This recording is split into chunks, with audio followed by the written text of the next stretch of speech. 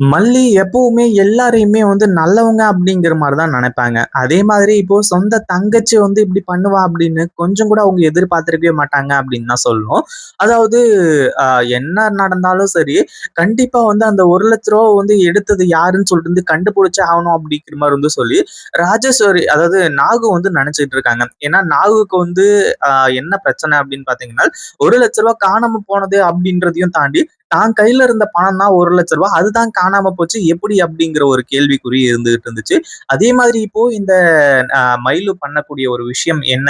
அதாவது மோசமான விஷயம் என்ன அப்படின்னு பார்த்தீங்கன்னா, அதாவது நம்ம மல்லியோட அண்ணி நாகு இருக்காங்க இல்லையா? அவங்க ஆசை ஆசையா அந்த நகைய அதாவது கடையிலிருந்து போயிட்டு கடையில இருக்கக்கூடிய டிசைன போய் பர்ச்சேஸ் பண்ணிட்டு வந்தது கிடையாது. அவங்க ஆசை ஆசையா இந்த டிசைன் தான் வேணும். பர்ட்டிகுலரா இந்த டிசைன ரெடி பண்ணி குடுக்க சொல்லி அந்த மாரி பர்ச்சேஸ் பண்ண ஒரு நகை அது. அது இப்போதைக்கு அதாவது அவங்க அடகு வச்சிருந்தாங்க. அத மீட்டு கொண்டு வந்து தான் வீட்ல வச்சிருக்காங்க. ஏன்னா மறுபடியும் அத வேற பேங்க்ல வைக்கணும் அப்படிங்கிறதுக்காக.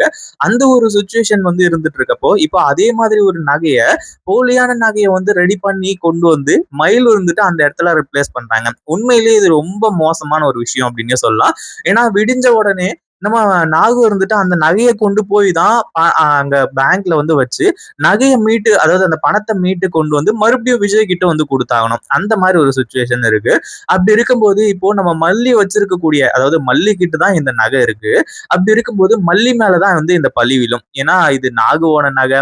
நாகு ஏற்கனவே எப்படியெல்லாம் மோசமா இருந்தாங்க அப்படின்றது நல்லாவே தெரியும். அவங்க நல்ல விஷயத்துக்காக அப்படி இருந்தாலுமே கூட, அப்போ ரொம்ப அவங்க கெட்டவங்களா இருந்துட்டு இருந்தாங்க. பட் இருந்தாலும் இப்போ மல்லி பக்கம் ரொம்ப மல்லி மேல பாசமாவும், மல்லி தன்னோட அ புருஷனுக்கு தங்கச்சி அப்படிங்கிற ஒரு விஷயத்துல, நாத்தனா அப்படிங்கிற ஒரு விஷயத்துல உண்மையிலேயே ரொம்ப பாதுகாப்பா பாத்துக்கிட்டு இருக்காங்க அப்படின்னே சொல்லலாம். பட் இருந்தாலும் இப்போ மயிலு இருந்துகிட்டு அந்த நகைய ரிப்ளேஸ் பண்ணிட்டு வரலாம். அதாவது அத மாத்தி வச்சுட்டு அந்த ஒரிஜினல் நகைய ஆட்டைய போடலாம் அப்படிங்கிற மாரி சொல்லி கீழ இறங்கி போயிருக்காங்க. நான் ரெஸ்ட் ரூம் போயிட்டு வரேன். அங்க போயிட்டு வரேன், இங்க போயிட்டு வரேன் அப்படிங்கிற மாரி சொல்லி, தன்னோட தங்கச்சி தானே எப்படி இருந்தாலும் தப்பு பண்ண மாட்டா அப்படிங்கிற மாரி சொல்லி, நம்ம மல்லியும் ரொம்ப யோசிக்க ஆரம்பிச்சாங்க.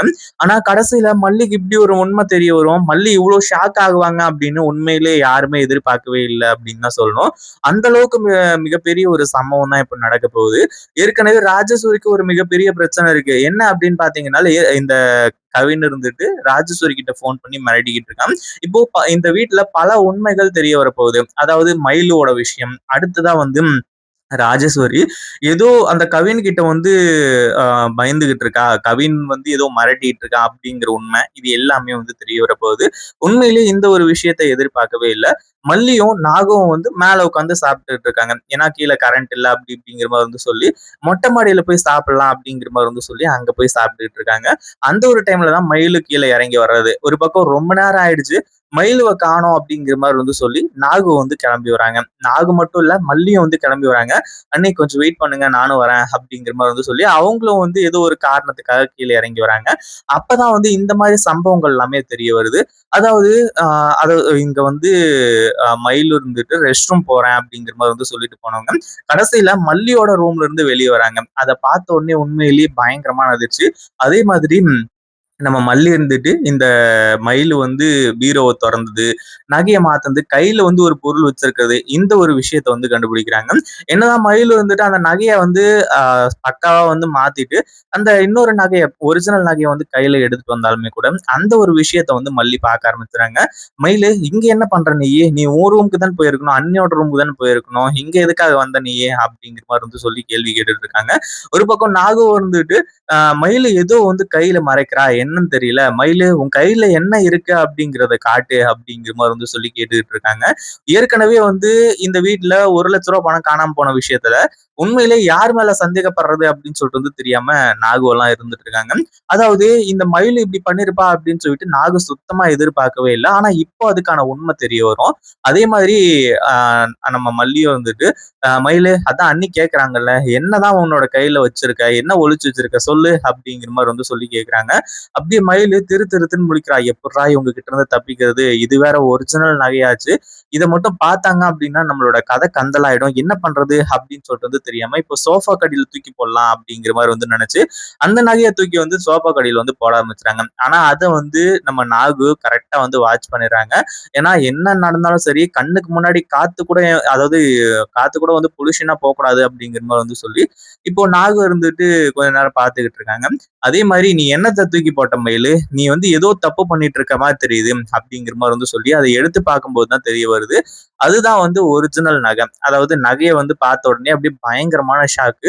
எதுக்காக மயிலு இந்த நகைய நீ எடுத்து வச்சிருக்க அப்படிங்கிற மாதிரி வந்து சொல்லி இப்போ உண்டு இல்லைன்னு பண்ணிட்டு இருக்காங்க. மல்லிக்கெல்லாம் பயங்கரமான அதிர்ச்சி. அதாவது தன்னோட தங்கச்சி வந்து திருடுவாளா, வீட்டுல வந்து வச்சிருக்க பணத்தை எதையுமே வந்து திருட மாட்டாளே அப்படிங்கிற மாதிரி வந்து சொல்லி அதே மாதிரி மயிலு வந்து ஏற்கனவே தப்பு பண்ணிக்கிட்டு இருக்கா, ஒரு லவ் பண்ணிக்கிட்டு இருக்கா அப்படிங்கிற விஷயம் எல்லாமே வந்து நம்ம மல்லிக்கும் தெரியும். அதே மாதிரி நாகுக்கும் தெரியும். இப்போ இந்த நகையோட மாட்டுனதுனால கடைசியில மல்லி இருந்துட்டு நீ என்னதான் பண்ணிக்கிட்டு இருக்க மயிலு, நான் தான் அதாவது நீ என்கிட்ட கேட்டா நான் உனக்கு எவ்வளவு பணம் வேணாலும் கொடுக்கறதுக்கு தயாரா இருக்கேன்ல, அப்படி இருக்கும்போது நீ எதுக்காக வந்து இதுல கைய வைக்கணும், இந்த நகையை எடுக்கணும், நீ ஏதோ தப்பு பண்ணிட்டு இருக்க அப்படிங்கிறது மட்டும் தெரியுது. அதே மாதிரி ஏற்கனவே உன்னை வந்து அந்த லவ் பண்ற பையனை வந்து விட்டுற சொன்னல, அதெல்லாம் விட்டுட்டியா அப்படிங்கிற மாதிரி வந்து சொல்லி கேட்டு ரொம்ப ஃபீல் பண்ணிட்டு இருக்காங்க. அடுத்தடுத்து என்ன பண்றது ஏது பண்றது அப்படின்னு சொல்றது தெரியாம திரு திரு திருன்னு வந்து முழிச்சுக்கிட்டு தான் இங்க மல்லி இருந்துட்டு இருக்காங்க. ஏன்னா தன்னோட தங்கச்சியை வந்து இப்படி பண்ணுவாங்க அப்படின்னு சொல்லிட்டு கொஞ்சம் கூட எதிர்பார்க்கவே இல்லை. அந்த அளவுக்கு ஒரு மோசமான ஒரு சுச்சுவேஷன்ல இருந்துட்டு இருக்காங்க. இந்த வீடியோ பிடிச்சிருந்தா லைக் பண்ணுங்க, ஷேர் பண்ணுங்க.